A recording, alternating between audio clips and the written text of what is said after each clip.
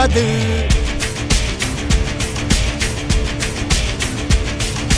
இதனைய கொல்லு இமயத்தை வெல்லு உனக்கு ஒரு எல்லை கிடையாது.